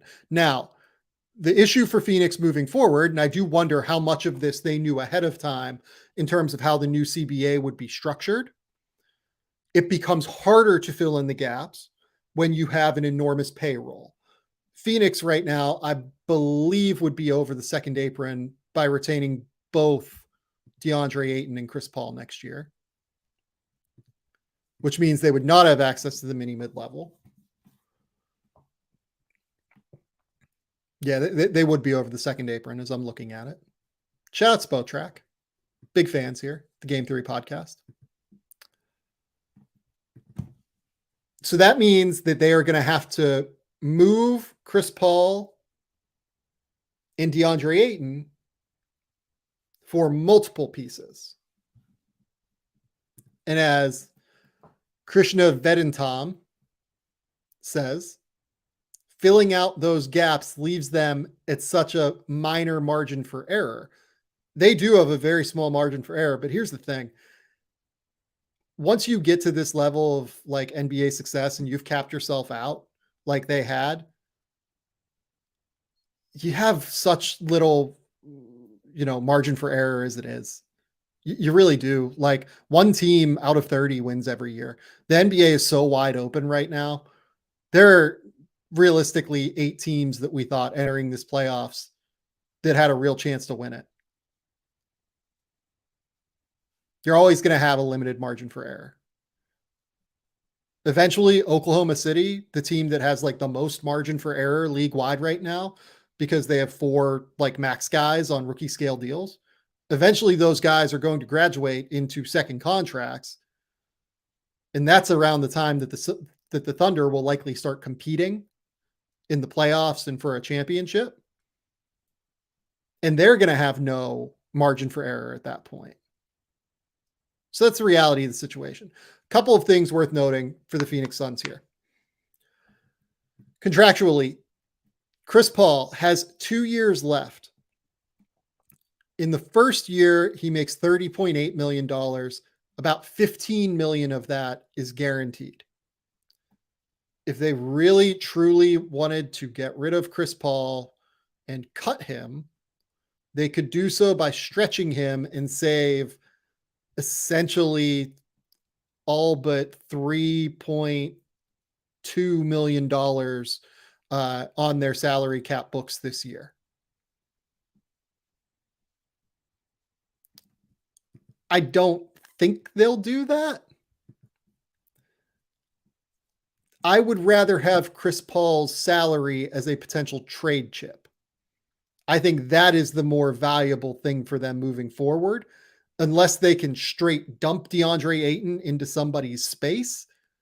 And then you're sitting here with Devin Booker and Kevin Durant making a combined $84 million, Landry Shamet at $94 million. And then you have like another max cap spot if you really want. I don't think they're going to be able to do that. It is worth noting as like a non-zero thing, I guess, that is not impossible, but I'd be stunned by that. Like it's like a 1%er, it feels like to me.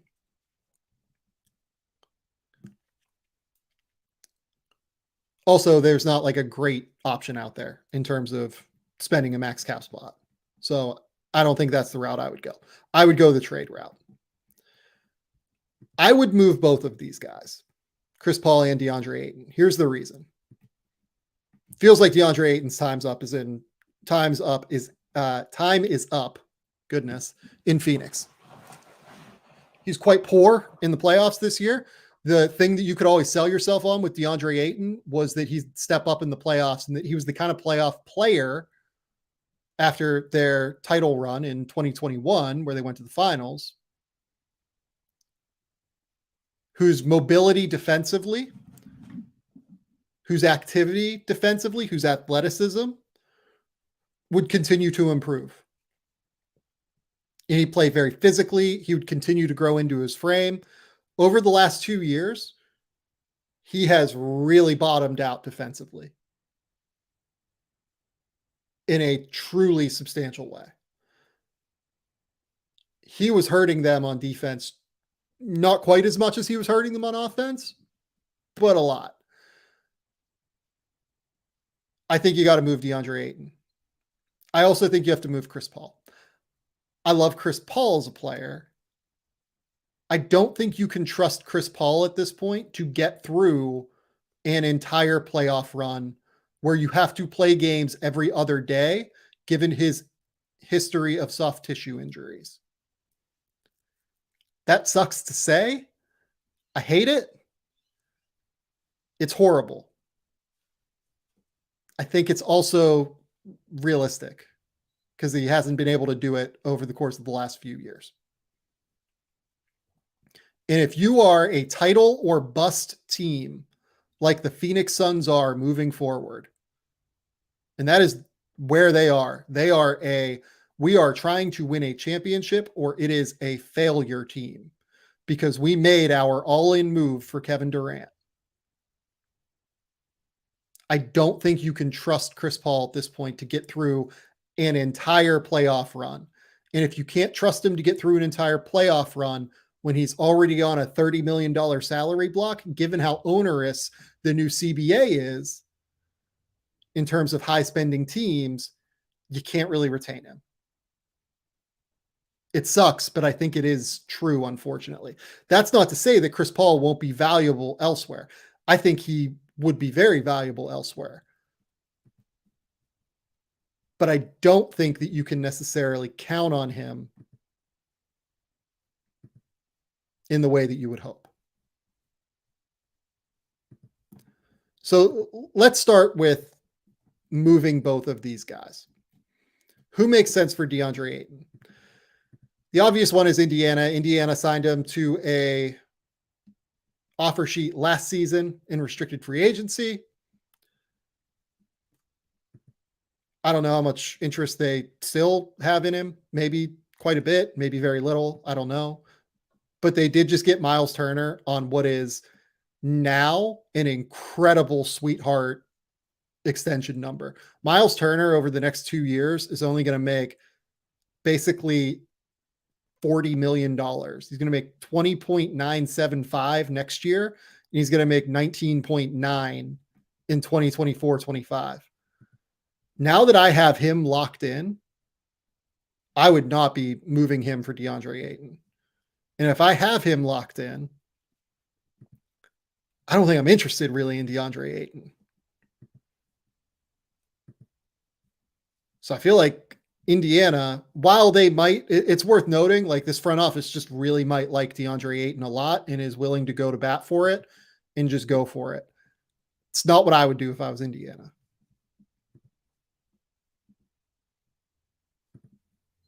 Maybe you could make a case for San Antonio. If San Antonio, for some reason, falls on draft night and they end up in a circumstance where they have the 5th overall pick, maybe even the 3rd overall pick, they don't end up with Victor Wembanyama. This is a team whose centers next year that are signed are Zach Collins, Kem Birch. And then they have, like, I think a cap hold on Sandro Mamukelashvili. They have a real need on the interior. Could you maybe do something like Trey Jones and something else? But like Trey Jones then would require a sign and trade because he is a restricted free agent this year. So that's not ideal. Teams that acquire guys that you get via sign and trade then automatically hard cap themselves. And given Phoenix's likelihood to be spending at a high level, I don't know that that is a realistic potential avenue for them. Maybe you could get, I don't think you get Devin Vassell. I don't think you get, maybe you could get Keldon Johnson. San Antonio would have to love Deandre Ayton, though. I wouldn't do that if I was San Antonio. But I don't think we could 100% rule out San Antonio for Deandre Ayton. San Antonio also has all of their picks moving forward. They also have, they have all of their picks moving forward. They have a Toronto pick coming as well. Maybe Phoenix decides to dump Ayton into their salary cap space and acquire pick capital for him in some regard.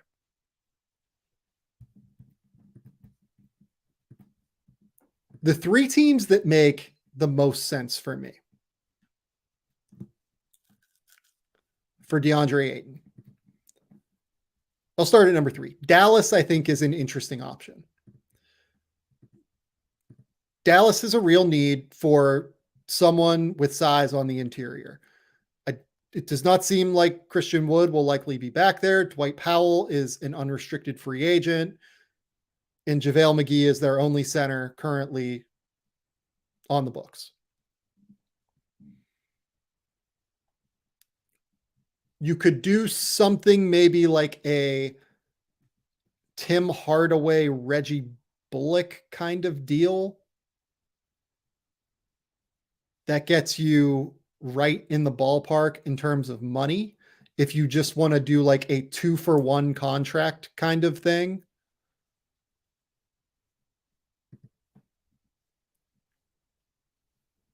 And if you're Dallas, you have to hope that a Luka, Kyrie, Ayton core is enough and that is something that will impress Luka. Luka tends to be pretty intense on the court. I don't know how he would react to some of Deandre Ayton's, maybe let's go with this.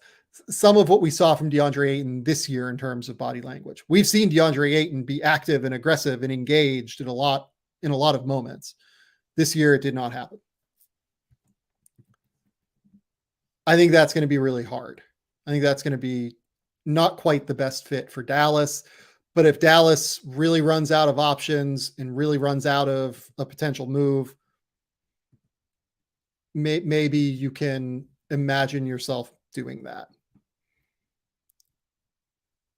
The sneaky one that I think is interesting is Chicago. What happens if Nikola Vucevic signs somewhere else, wherever that may be? This team is left without any real option at center. Andre Drummond is, at $3.3 million player option next year. They have, Marko Simonovic signed, I guess. Sure. They don't really have an answer here in terms of the center position long term. And I wonder, is there a world where they could see Deandre Ayton as their long-term answer there? This is a front office that hasn't had a whole lot of success so far.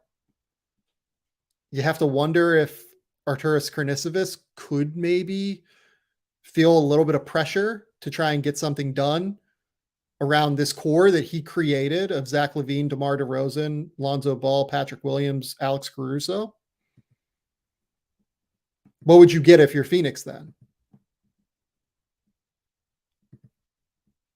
I think you probably need to try and get Caruso. I think I would frankly rather have Alex Caruso for the next 2 years at $9.5 million than DeAndre Ayton for the next 3 at, $100 million. So I don't know if I'd include him, but maybe you could get Chicago to do that. Maybe Chicago is desperate, right? But again, Kobe White's a restricted free agent, so you can't really make that work at a high level. Again, going to be really hard with the collective bargaining agreement to sign and trade for somebody in a deal like this, I think. Maybe you get Dalen Terry, but this is a team that's trying to win now, and Dalen Terry is a real project.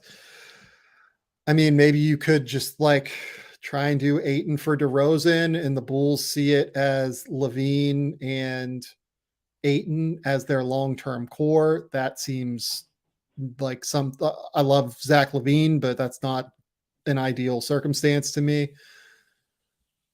I don't think you can trust Lonzo Ball moving forward, given that we have no idea what's going on with his injury history. It's going to be really hard, I think, for Chicago to make that work. I'm a little bit skeptical on their fit, but I could see them maybe getting a little bit desperate if Vucevic signs somewhere else. The top option is Portland if they lose the lottery on Tuesday.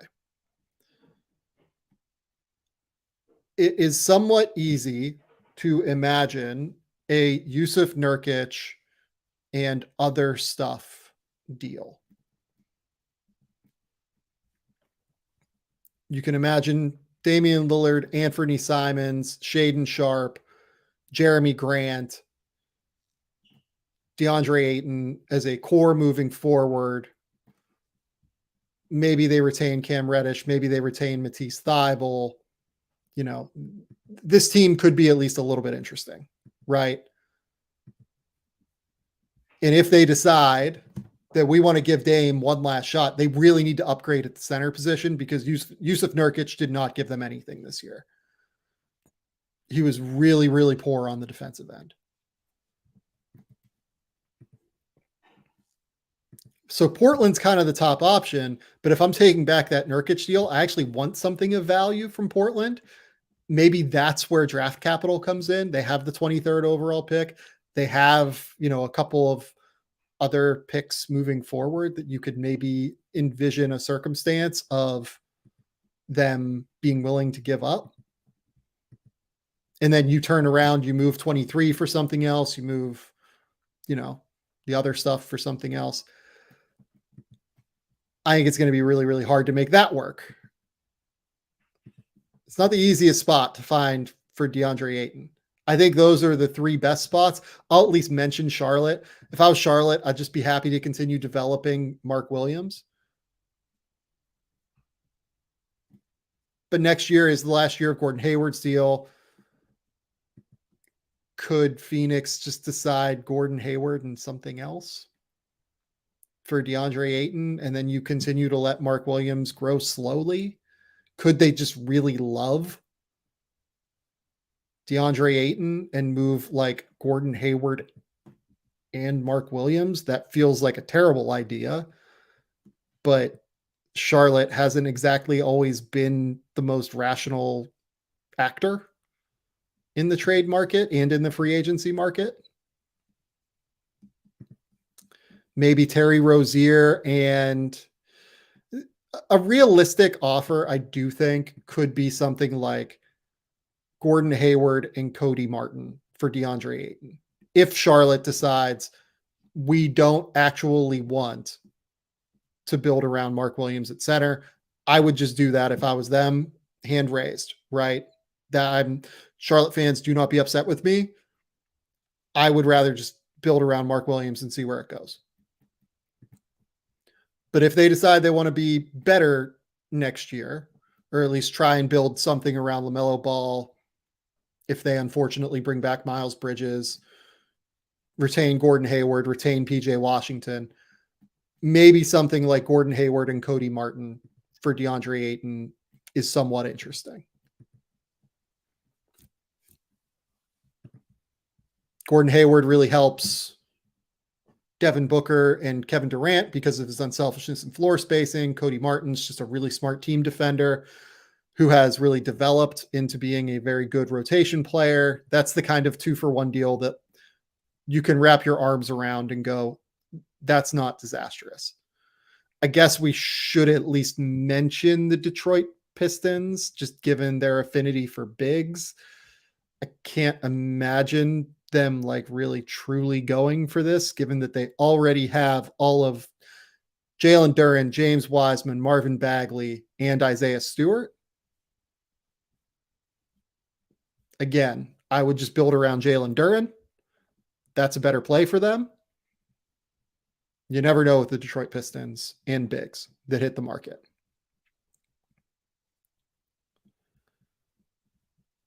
That's really all I'm seeing out there, though. I don't think Sacramento is going to do something like this.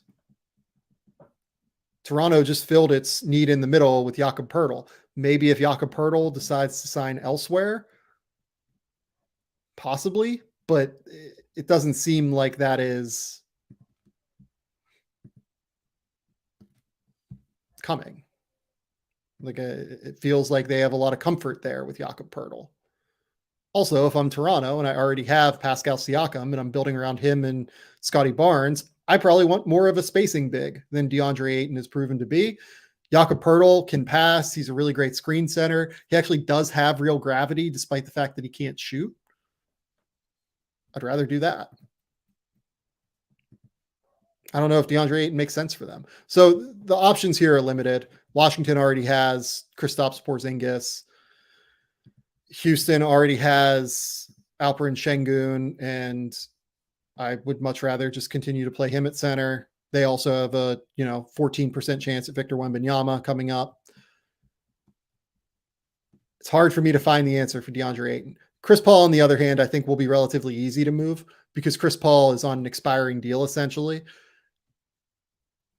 It's very easy for me to sell myself on Chris Paul if I am like a young team that needs an adult. If I'm Chris Paul, I probably want to go elsewhere and probably want to compete. But like if I'm, let's say, Charlotte, is there a world where we could do Terry Rozier and Cody Martin for Chris Paul? You let LaMelo Ball learn and play next to Chris Paul for a year. That could help him, I think, a lot, actually. And the development that you get from that, of having LaMelo Ball next to Chris Paul, learning from him, learning how to control the tempo of the game, I think could be beneficial for LaMelo long term in ways that you get beyond long-term value. But the goal here is 2-for-1 deals. I think if you're Phoenix, you're trying to fill out the depth of your roster. Maybe it's 2-for-1 in terms of assets, and then you try and move the, whatever pick, 23rd, 17th, whatever it is, pick. Who knows? It's going to be complicated, though. I do think there's some synergy between Charlotte and Phoenix potentially. You can at least make a case that that's somewhat interesting.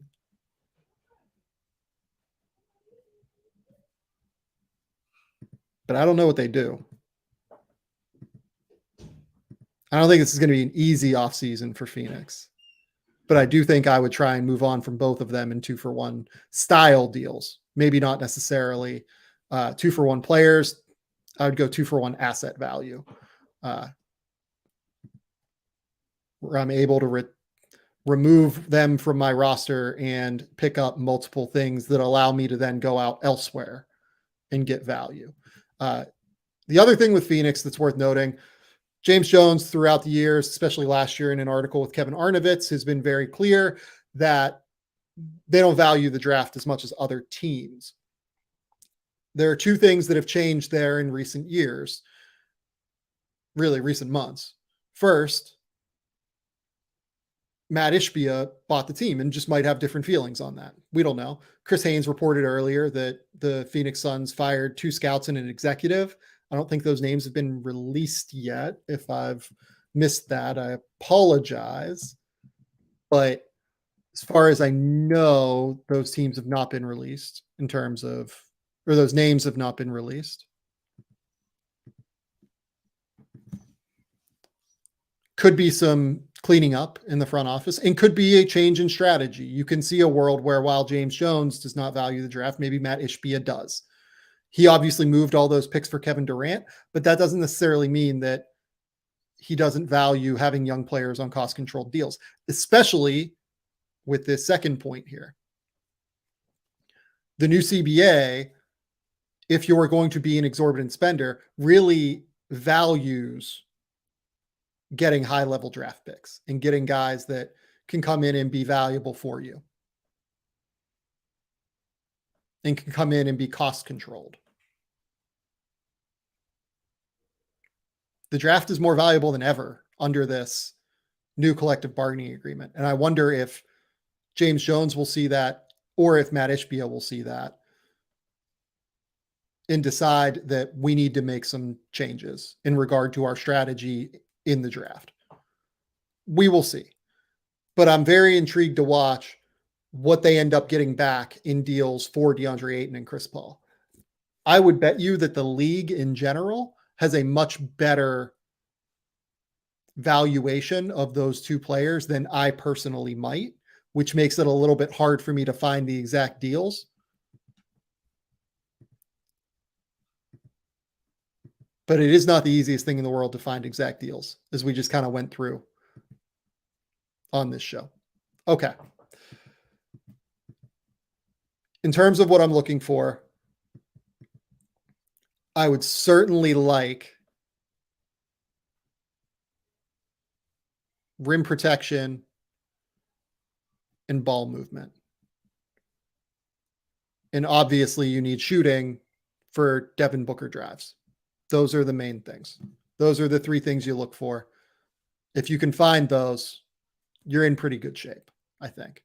But they're not going to be the easiest thing to find because teams really value those things in terms of processing speed, valuation, etc. This is not the last time I will talk about the Suns. I am certain I will probably have someone like Kellen Olson or a really, really sharp Phoenix person come on again and talk about this with me because again, I'm struggling to find the right moves for them, but I think I'm struggling to find the right moves for them because I don't know if I would want to acquire this version of DeAndre Ayton, given what we saw in the playoffs. And this comes from me, someone that was really high on DeAndre Ayton, basically up until like the end of last year with what we saw. So that's all I've got. Folks, go to The Athletic next week. I will have quite a bit of content coming up. I had a redraft for the 2022 NBA draft go up last week. I also will have a mock draft coming up. I will have some sort of lottery analysis coming up afterward. I have a few other things on the docket coming up next week that I'm really excited about. The NBA Draft Combine is next week. I'm certain that I will be talking about that with Mark Schindler, Adam Spinella, etc. over the course of next week. We're definitely getting into draft season. Go to the YouTube channel. Please hit that subscribe button. That is the best way for you to get content from the podcast. You get it immediately. You get it live as I talk through it. It's by far the best. And you get the tape breakdowns that we did earlier today on Anthony Davis and Bam Adebayo. You get to watch them. It helps a little bit more when you get to see them. It's a better process. Best way for you to watch the show. Second best way for you to hear the show is just subscribe on Apple, Spotify, whatever podcasting platform you use. It's always there. We're podcasting 4 or 5 times a week at this point in the playoffs and during the draft cycle. It's going to be there a lot. So come, join us, check it out, hit that subscribe button. It'll be a great time. I think that's all I've got, though. We've been on for an hour 55, so I'm going to call it. Lots to talk about today because the Knicks, Suns, and Warriors have all been eliminated. We'll talk about the Nuggets and Lakers at some point early next week. We will talk about the Celtics 76ers series probably on Sunday in the United States because that game is going to be tremendous and I'm super excited to watch it. But until next time, we will talk soon. Bye.